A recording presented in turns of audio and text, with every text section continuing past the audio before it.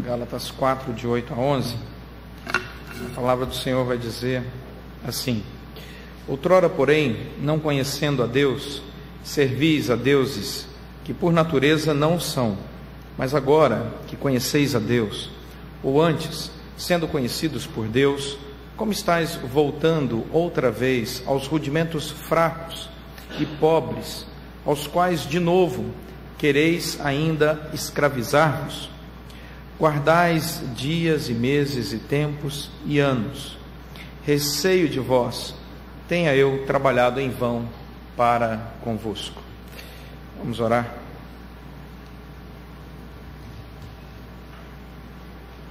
Senhor nosso Deus e Pai, sem a obra do Teu Santo Espírito em nós, por nós, nós não vamos compreender a Tua palavra.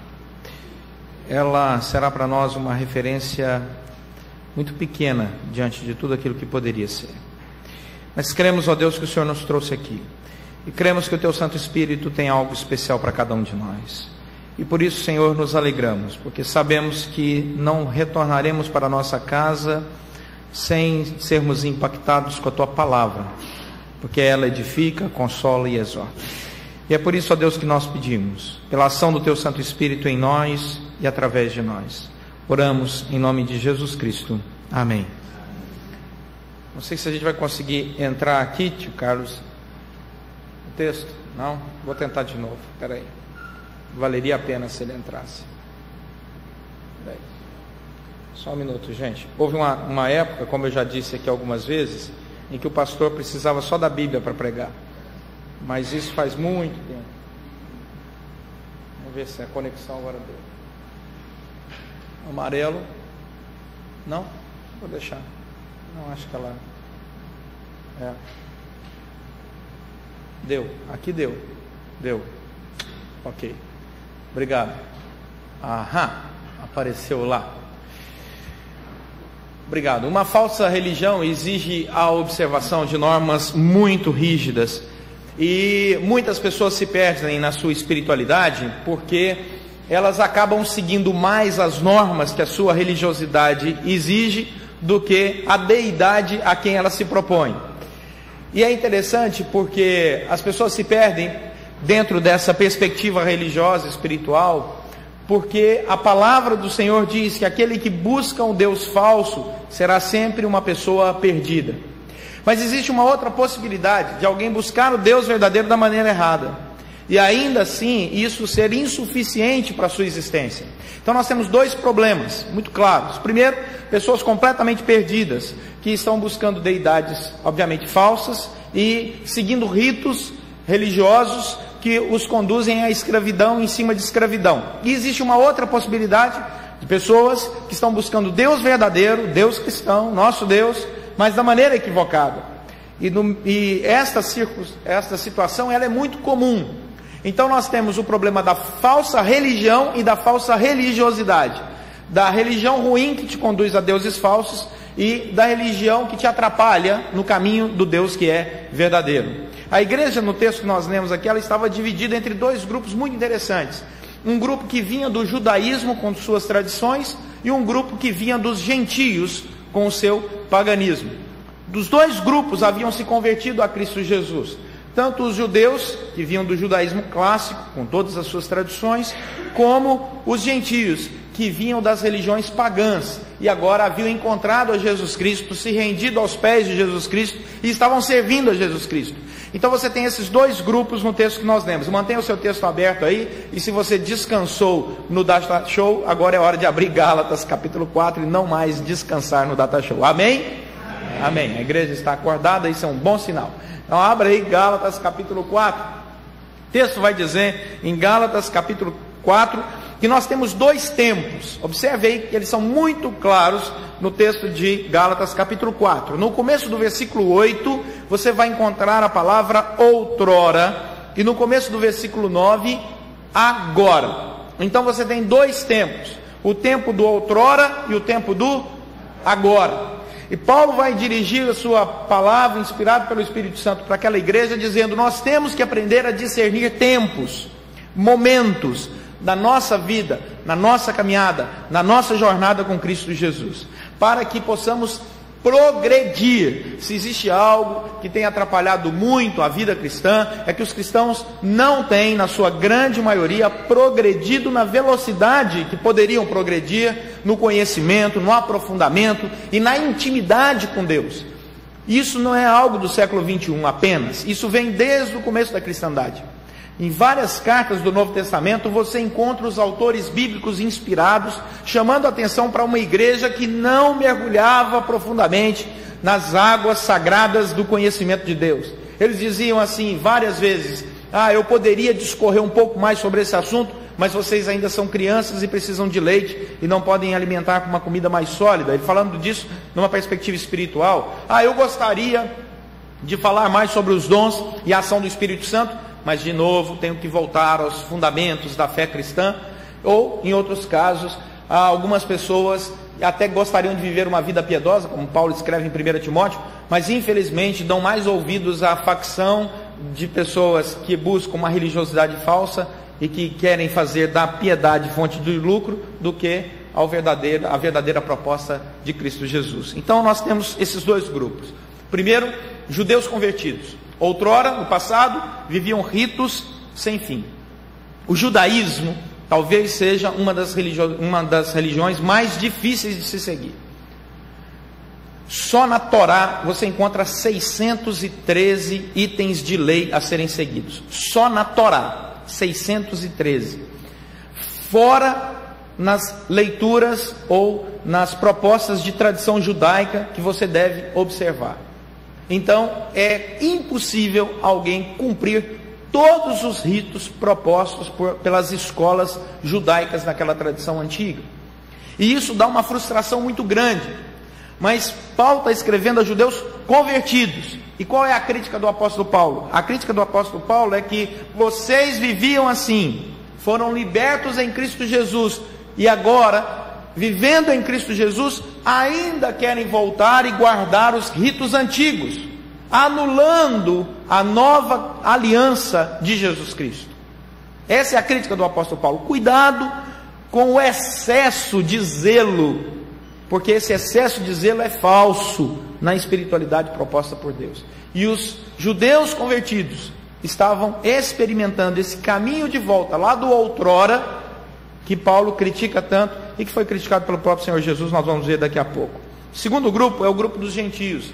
Os gentios viviam uma vida sem sentido. O paganismo, o rito pagão, era terrível, porque além de ser contrário à proposta de Deus, assim como os ritos judaicos criados dentro do judaísmo, que não saiu da palavra do Senhor, mas da cabeça de líderes judaicos, você tinha escolas de ritos judaicos, você podia optar por uma das escolas de ritos judaicos. Assim também os gentios viviam tantos ritos pagãos, e todos eles tiravam o coração daquele que queria seguir esses ritos da proposta libertadora de Deus.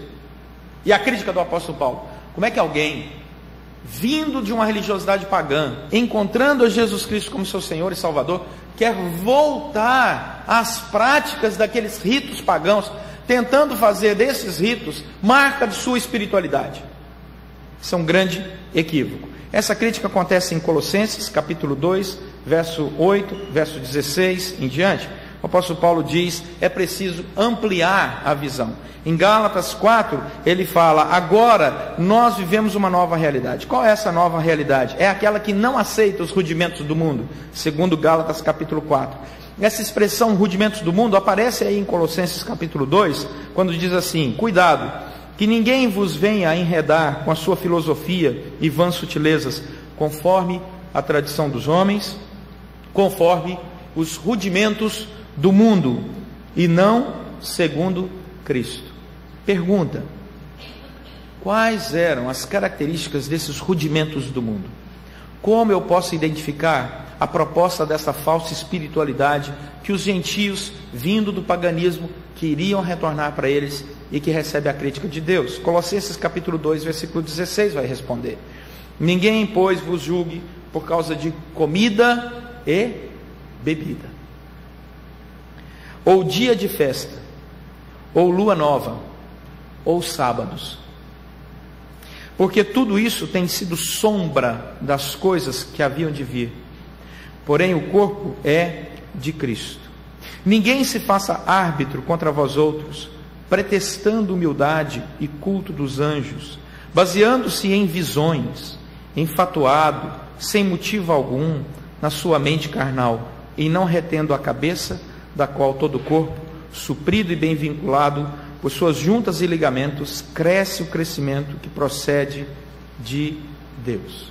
Essa é a crítica do apóstolo Paulo em Colossenses. Como pode alguém que foi liberto em Cristo Jesus querer voltar aos rudimentos do paganismo? Como pode? Daqui a pouco nós vamos identificar esses rudimentos do paganismo aqui, no século 21. Eles ainda estão vivos. Os cristãos não estão, segundo o apóstolo Paulo, obrigados a guardar as restrições alimentares de Levítico capítulo 21, capítulo 11. Não é possível que um cristão liberto por Cristo Jesus, que tenha vindo do judaísmo, queira guardar ainda aquela lei que era só sombra daquilo que viria, que era a grande revelação em Jesus Cristo. Aquilo apontava para a vinda de Cristo Jesus. Se alguém volta para guardar os ritos do Antigo Testamento, ele está retornando a algo que apontava para Jesus Cristo. Em outras palavras, ele está anulando a cruz histórica de Jesus Cristo. E essa é a crítica do próprio Senhor Jesus em Marcos capítulo 7, verso 14 ao verso 19. Agora nós vamos andar um pouco na Bíblia, porque essa afirmação precisa ser provada e comprovada. E eu convido você a abrir a Bíblia em Marcos capítulo 7, versículo 14 ao versículo 19. Vamos ouvir a palavra do nosso chefe. O que é que Jesus Cristo fala sobre isso? Marcos capítulo 7, versículo 14 ao versículo 19. Deixa eu usar a Bíblia da igreja aqui para facilitar. Está no Novo Testamento. Marcos capítulo 7 é a página 47. Marcos 7, de 14 a 19, página 47 da parte final da sua Bíblia. Página 47. Marcos 7, de 14 a 19. O texto vai dizer: convocando ele de novo a multidão, disse-lhes: ouvi-me todos e entendei. Nada há fora do homem que entrando nele o possa contaminar, mas o que sai do homem é o que o contamina. Se alguém tem ouvidos para ouvir, ouça. Quando entrou em casa, deixando a multidão, seus discípulos o interrogaram acerca da parábola. Então lhes disse: assim vós também não entendeis? Não compreendeis que tudo o que de fora entra no homem não pode contaminar? Porque não lhe entra no coração, mas no ventre, e sai para o lugar escuso. E assim considerou ele puros todos os alimentos. Olha que conclusão interessante do evangelista sobre a palavra de Jesus Cristo. Então, quando você vai para Levítico capítulo 11 e diz assim: não pode comer peixe de couro, no judaísmo dizia isso, não pode comer camarão, não pode comer frutos do mar, não pode comer carne de porco, não pode comer carne de coelho, não pode comer carne de nada assim. Então, quando você olha para aqueles ritos guardados pelo judaísmo lá, a partir de Levítico capítulo 11, e de tantos outros ritos propostos alimentares, você olha para a palavra de Deus e diz assim: não existe isso na proposta de Jesus Cristo, porque Jesus Cristo, quando veio, abriu o leque e disse: eu estou aqui para cumprir toda a proposta, a perspectiva, as promessas da vinda do Messias. Aquilo apontava para a minha vinda. Agora quem crê em mim vive um novo momento, não vive mais preso a ritos que apontavam para a vida do Messias. O Messias já veio, então aqueles ritos não têm mais sentido se o Messias está aqui. Por isso nós não temos mais que sacrificar bichos no altar e derramar sangue, porque o Messias já derramou o sangue dele. Então, se alguém quiser guardar os ritos judaicos antigos, terá que também matar, sacrificar animais. Temos que voltar ao sumo sacerdote, temos que reconstruir o templo lá em Jerusalém, e temos que começar a propor, quem sabe, a construção dos tabernáculos aí nas estradas, usando lona, e não pode nem andar mais de carro, tem que andar de camelo. Não existe isso. Essa coisa já passou, aquilo era a sombra do que viria. Jesus já veio. Então Paulo diz: por que é que nós vivemos uma igreja, essa era a crítica do apóstolo Paulo, onde alguém que vem desse judaísmo quer continuar guardando essas coisas? Não pode. Assim também, o gentio não pode guardar de maneira alguma o rito, dependendo do caso gentílico, de sacrificar o seu primogênito. em favor da deidade. Mataram o seu filho em favor da deidade. Em Atos capítulo 10, esse tema da comida no Antigo Testamento volta. Atos capítulo 10, versículo 9 ao 15. Página 137. No dia seguinte, indo eles de caminho e estando já perto da cidade, subiu Pedro ao eirado por volta da hora sexta, a fim de orar. Estando com fome, quis comer, mas enquanto lhe preparavam a comida, sobreveio-lhe um êxtase. Então viu o céu aberto e descendo um objeto como se fosse um grande lençol, o qual era baixado à terra pelas quatro pontas, contendo toda sorte de quadrúpedes, répteis da terra, aves do céu. Ouviu-se uma voz que se dirigia a ele: levanta-te, Pedro, mata e come. Mas Pedro replicou: de modo nenhum, Senhor, porque jamais comi coisa alguma comum e imunda. Segunda vez a voz lhe falou: ao que Deus purificou, não consideres comum. Sucedeu isso por 3 vezes, e logo aquele objeto foi recolhido ao céu.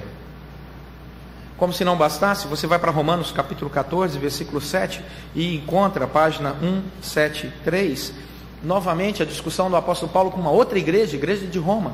E ele diz em Romanos capítulo 14, versículo 7, porque nenhum de nós vive para si mesmo, nem morre para si. Se nós vivemos para o Senhor, vivemos. Se morremos para o Senhor, morremos. Se comemos para o Senhor, comemos. Se não comemos para o Senhor, não comemos. E Deus é glorificado de qualquer forma. Se você faz jejum, Deus é glorificado. Se você vai numa churrascaria, Deus é glorificado. E você ora e diz: Senhor, eu repreendo essa picanha gordurosa, que ela não faça mal ao meu coração, em nome de Jesus, amém. Eu ouvi só 2 pessoas que gostam de churrasco nessa igreja nessa noite, né? E aí, obviamente, que a palavra do Senhor vai trazer normas, e daqui a pouco nós vamos falar um pouco sobre isso. Mas qualquer comida, quando você consagra, quando você agradece, quando você louva a Deus, ela ali naquele momento é um ato de gratidão do seu coração a Deus, e um ato de misericórdia e providência de Deus à sua vida. Em 1 Coríntios capítulo 8, versículo 8, olha que interessante esse texto, 1 Coríntios 8, 8, página 182. Não é a comida que nos recomendará a Deus, a palavra de Deus está dizendo isso.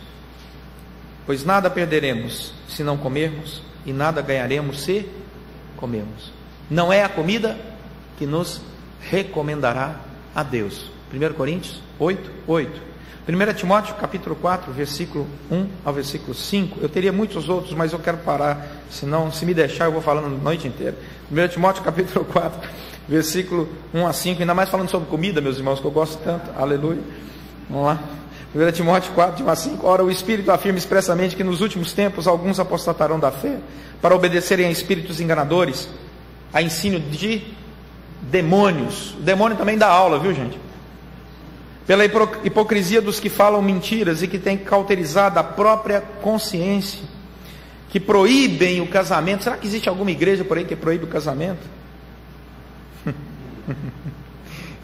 Exige abstinência de alimentos, que diz que em determinada época do ano você não pode comer determinada coisa, que Deus criou para serem recebidos com ações de graça pelos fiéis, e por quantos conhecem plenamente a verdade, pois tudo que Deus criou é bom, e recebido com ação de graças, nada é recusável, porque pela palavra de Deus e pela oração é santificado. Ora, meu irmão, sentou à mesa para comer, ora e agradece, porque aquela comida naquele momento se torna uma comida santificada, separada e pura para o Senhor. No judaísmo existe a comida kasher, que é a comida que ela é separada. Se você não comer dessa comida, qualquer outra comida que não for kasher, você não deve comer.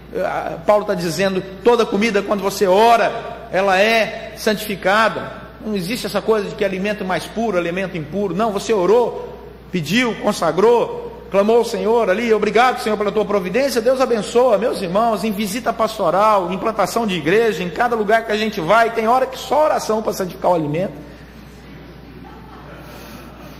Você não tem ideia. Você não tem ideia.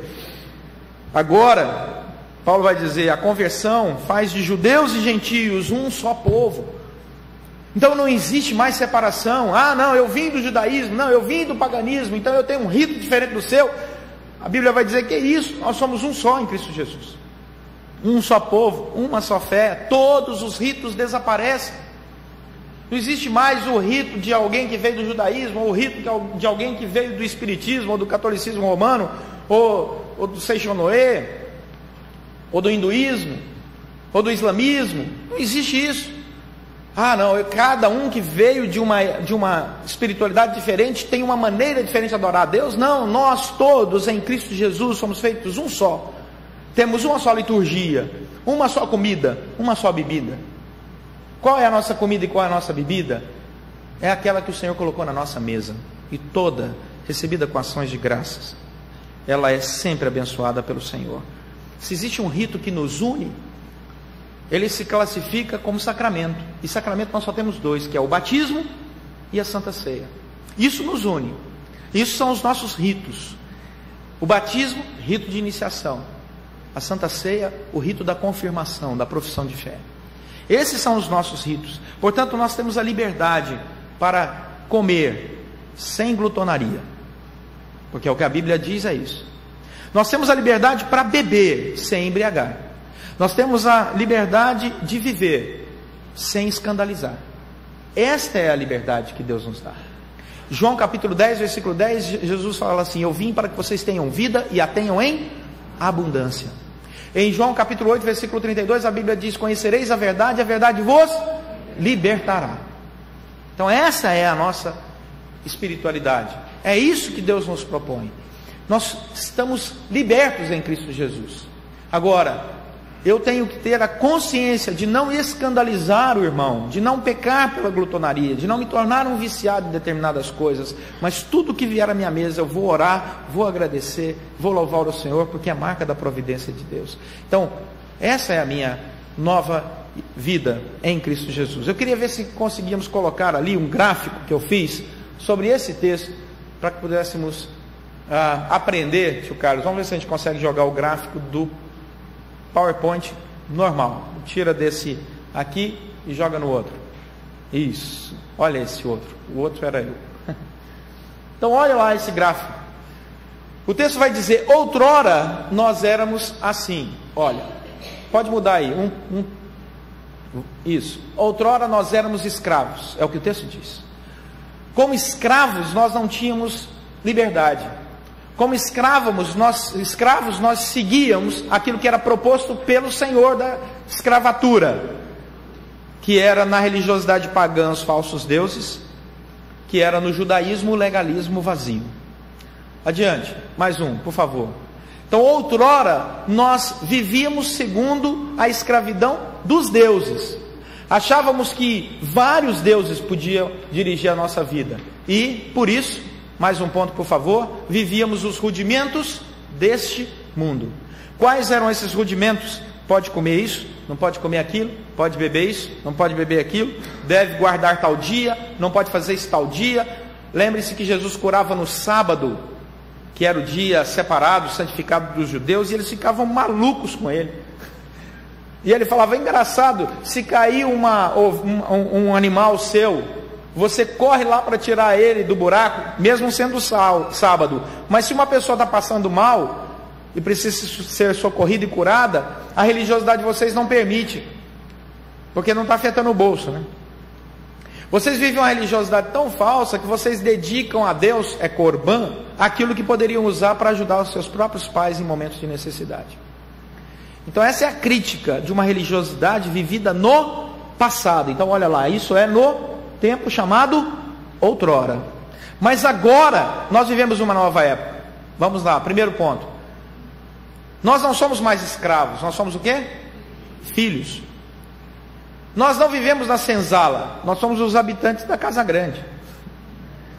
E quem nos colocou lá dentro foi Jesus Cristo. Por isso, nós agora somos pessoas que seguem o verdadeiro Deus. Nós não seguimos mais os deuses, mas o verdadeiro Deus. E finalmente, mais um ponto aí, por causa disso nós temos liberdade. Então, outrora nós éramos escravos, seguíamos deuses e vivíamos os rudimentos do mundo. Agora não. Como poderíamos traduzir isso? Eu já avisei lá atrás que ia falar sobre isso. Agora no século 21. Outrora nós vivíamos acreditando em horóscopos. Outrora nós vivíamos acreditando na Cabala. Outrora nós vivíamos acreditando na numerologia. Outrora nós vivíamos acreditando nos maias e no seu calendário. Outrora nós vivíamos acreditando em arruda, em pé de coelho, em trevo de 4 folhas. Outrora nós vivíamos acreditando em partido político. Ah, não, isso não. Outrora nós vivíamos acreditando nesses rudimentos do mundo, que guardando tal comida, tal dia, tal festa, tal não sei o que, nós vamos viver uma espiritualidade verdadeira. A Bíblia diz, isso é coisa de outrora. Agora é outro tempo. Agora é o tempo da liberdade. Qual a comida que um cristão deve comer então? Aquela que ele ora e agradece. Qual a bebida que o cristão deve beber? Aquela que ele ora e agradece. Qual o dia que ele deve guardar? Aquele que ele separou no seu coração para louvar e adorar o Senhor. Ele separou esse dia para o ajuntamento. É o domingo que nos permite reunir. Você tem essa liberdade, glória a Deus. Mas e se você for jogador de futebol? E aí? Você não pode guardar o domingo. Você vai ter que encontrar uma reunião durante a semana para louvar o Senhor e fazer daquele dia o seu dia separado para Deus. Porque a Bíblia já diz que os sacerdotes não guardam domingo, os pastores não guardam domingo. Nós estamos trabalhando hoje. Nosso dia de folga é outro. Que dia que vai ser o seu dia de folga essa semana? Esse? Não, deixa eu ver aqui na minha agenda. Acho que eu vou ficar com a quinta então. Então nós separamos. E Deus recebe a nossa adoração. Porque temos liberdade. Ele conhece a nossa vida. Agora, mais um clique, por favor.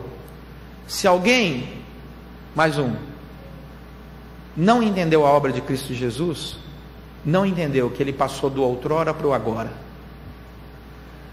Aqueles que não entenderam a obra de Cristo Jesus, ainda estão vivendo a velha religiosidade que escraviza de falsos deuses, dos rudimentos do mundo, e achando que muitas vezes as coisas que acontecem na sua vida são porque não entrou no campo com o pé direito, porque não acordou com o pé direito, ou porque não fez a novena que era para fazer, ou no caso evangélico não fez a campanha de 7 semanas, ou não obedeceu a voz de não sei quem. E aí a palavra do Senhor vai dizer: que liberdade é essa que eu te dei, que você vive escravizado dessas coisas? Você pode entrar como sacerdote na presença do Senhor, todos nós somos, orar, falar com Ele, e Ele nos responderá. Portanto, meus irmãos, o convite do apóstolo Paulo aqui em Gálatas capítulo 4 é: viva a liberdade, que outrora você não experimentava, mas que em Cristo você pode experimentar e viver. Viva a liberdade. Ah, pastor, eu fui na casa do fulano e ele colocou um copo de vinho. É pecado? Se o vinho for ruim, é. Não é? Ah, pastor, olha só, era carne de porco. É pecado? Se ela estiver estragada, é. Mas nós podemos orar, clamar, dizer: Senhor, abençoa, porque isso aqui nós queremos receber com ações de graças.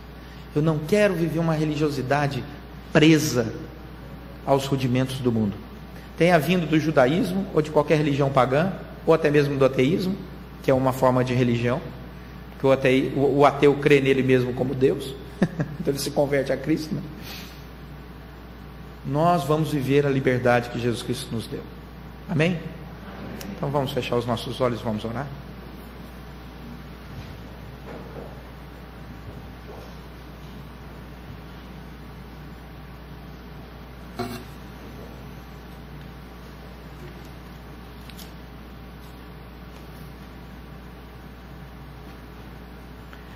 Qual de vós, sendo filhos e filhas, que pedir pão, o Pai lhe dará pedra? Qual de vós, que sendo filho, clamar, será recusado o seu clamor diante do Senhor? Se Cristo já morreu sacrificialmente por nós na cruz, por que vivemos como se acreditássemos que os nossos sacrifícios serão mais agradáveis a Deus, quando Ele já se sacrificou por nós de maneira completa? Agradeça a Deus porque Ele te dá liberdade. Deus não quer você escravizado em ritos religiosos. Deus quer que você glorifique o nome dEle com tudo que Ele te deu, pôs à sua mesa. A sua vinda à casa do Senhor um dia na semana deve ser por amor, por gratidão, pelo desejo de ter comunhão com os irmãos, na liberdade que o Espírito Santo te dá. Não julgueis.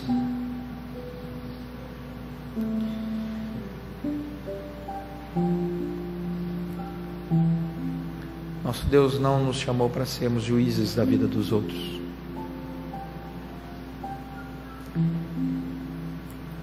Vinde a mim, todos vós que estáis cansados e sobrecarregados, eu vos aliviarei.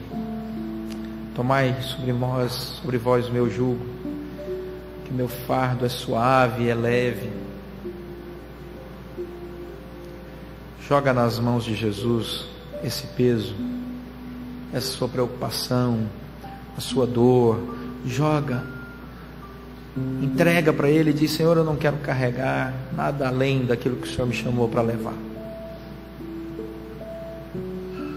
Eu não quero viver uma religiosidade para os outros, ou regras rígidas as quais eu possa exigir de Ti tal e tal coisa, porque eu estou cumprindo tal e tal mandamento. Não é por aí. Senhor nosso Deus e Pai, obrigado pela Tua liberdade, pela alegria do Senhor que é a nossa força. Obrigado porque o Senhor nos chama a uma viva comunhão contigo.